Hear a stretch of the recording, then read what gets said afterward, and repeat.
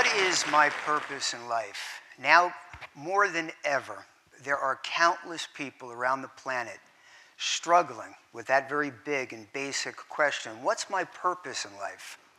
As a matter of fact, according to hospice nurses, the #1 regret that people have when they're passing is that they didn't live a life on purpose. They lived a life based on someone else's expectations or based on their own low standards. The fact of the matter is that there is some ancient wisdom that's been handed down throughout the ages that most of humanity has never considered. It's a concept called Arate. Arate means the act of actualizing one's highest and best sense of self with a moral excellence of character and for the greater good. The Greek philosophers Plato, Aristotle, and Socrates all referred to the concept of arete as the essence of life. Without question, it was one of the most important principles at the dawn of modern civilization.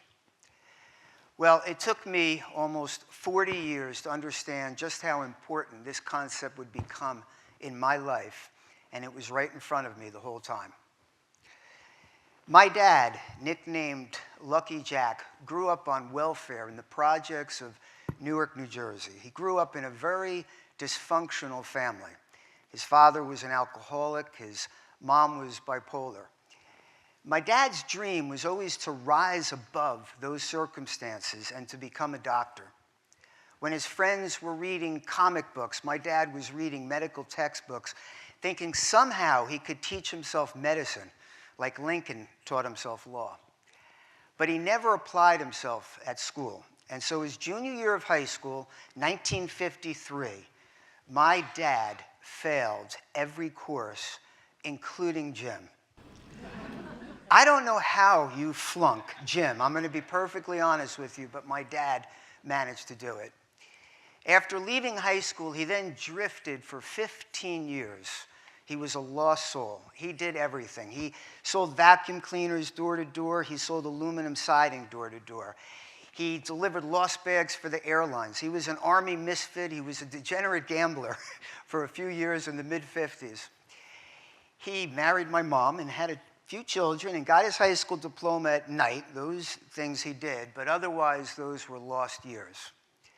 In 1966, my dad was 30 years old, married with 2 children, and he was unemployed, and he grew disillusioned with his life. So he decided to do what a lot of people did in the summer of '66. He smoked a joint.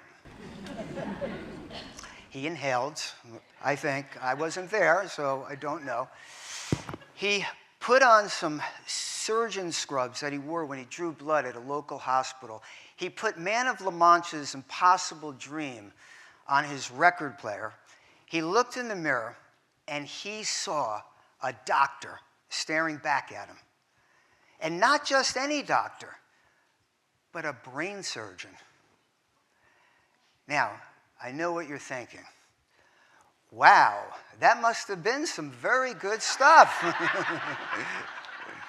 I wasn't there. I don't know.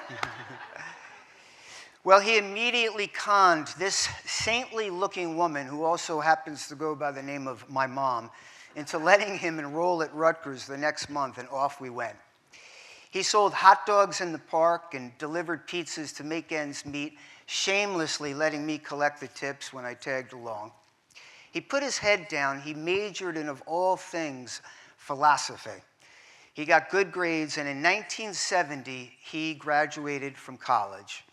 He then proceeded to get rejected by every medical school he applied to in America. Evidently, those admissions officers were not big fans of Man of La Mancha, and they did not believe in my father's impossible dream. But he did, and he had a plan B: Mexico. His friends put a collection together at the local pizzeria, and $1,500 later, my dad and mom loaded then 3 children into a station wagon, and off we went south of the border. When we got to Tennessee, Do you sense a punchline coming? Anytime you see a car on a map over Tennessee, there's something coming. My dad turned to my mom and quite casually said as he was driving, "By the way, I don't know if I mentioned, but I didn't actually get the formal acceptance letter into Guadalajara." My sisters and I, who had been fighting nonstop in the back seat since the New Jersey Turnpike, decided to call a truce in honor of my dear mom. But 5 days later, college transcripts in hand, he somehow talked his way into the University of Guadalajara, and I would have loved to have been a fly on the wall for that broken Spanish conversation. He learned Spanish, because that's what you have to do if you go to Mexico and go to medical school, put his head down, and 2 years later, he passed his medical boards, an incredible feat. Normally, med students take 4 years to do that. And as a result, he was accepted into the University of Medicine and Dentistry in Newark, New Jersey, 5 minutes from the projects that he grew up in.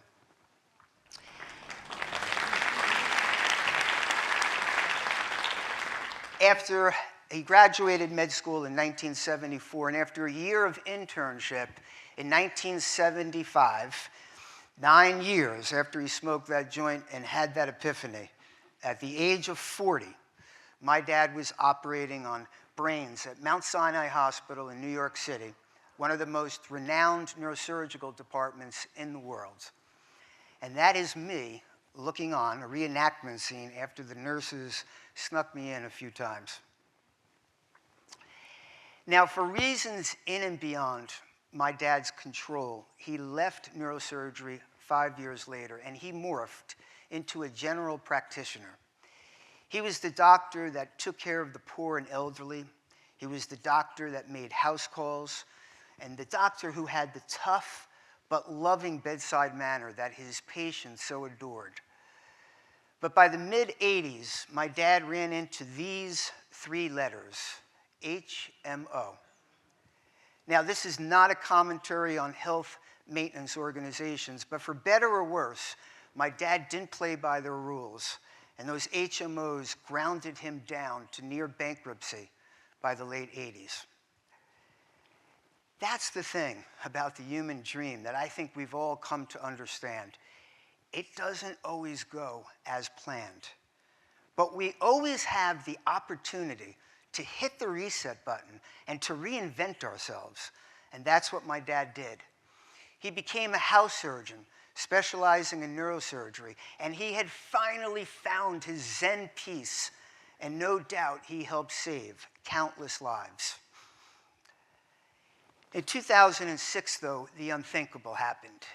He called me, it was a rainy St. Valentine's Day morning, to tell me that he was dying of liver cancer at the age of 69. He explained that at some point along the way, he contracted Hep C in the operating room, an occupational hazard for doctors and nurses, by the way. And the Hep C untreated led to liver cancer, and he was given 6 months to live. As you can imagine, I was devastated. I was bitter. I was angry. This was not the way my dad's impossible dream was supposed to end. Not for him, not for my mom, and not for our family. But my dad saw it differently. He romanticized his death. He imagined he was the character Siddhartha in the Hermann Hesse novel by the same name. It's the story about a man who searches for self-enlightenment, but realizes in the end the search for fulfillment is futile. That it is the attainment of one's goals and the realization of one's potential that is a life well lived.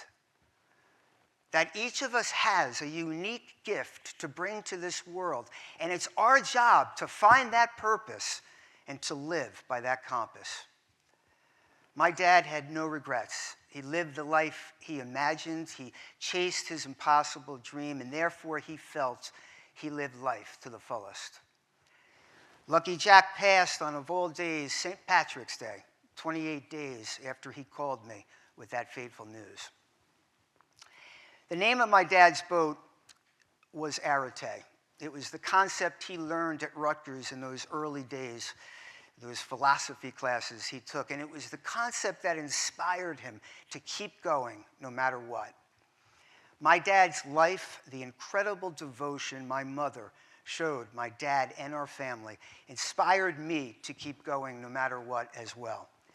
And collaborating with other leaders in New Jersey, we created the New Jersey Hall of Fame, the mission of which is to celebrate New Jersey, it's to honor our legends, and it's to inspire not only children, but people of all ages to live their lives on purpose like our inductees did.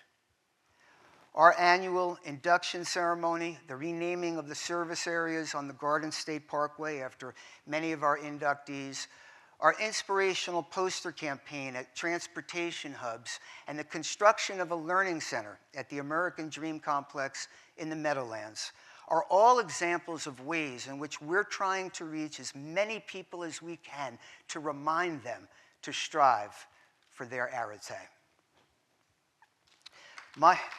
Thank you. Thank you. My parting message is this. There are many people who believe one of the existential threats to mankind is the notion that's so prevalent today that the human dream isn't attainable anymore, that it's beyond many people's reaches. Well, if those Greek philosophers were to come back to us in the 21st century, I suspect they would acknowledge we do indeed have a very significant problem in that regard. They'd probably be blown away by how much progress mankind has made over the past few thousand years, but they'd probably urge us now more than ever to slow down and reach back for a broad cross-section of humanity that's languishing with no hope for the future. They would probably say we have a moral imperative to ignite the passions within our neighbors, to give them the blueprint for success and reaching the pinnacle, and remind them to do so for the greater good. They'd probably also encourage us to keep building those learning centers and the monuments and statues of our heroes that they built early on in civilization as a way to inspire their citizens. And finally, perhaps they would point to what one New Jersey Hall of Fame inductee once said, Thomas Edison, "The secret of success is the focus of purpose."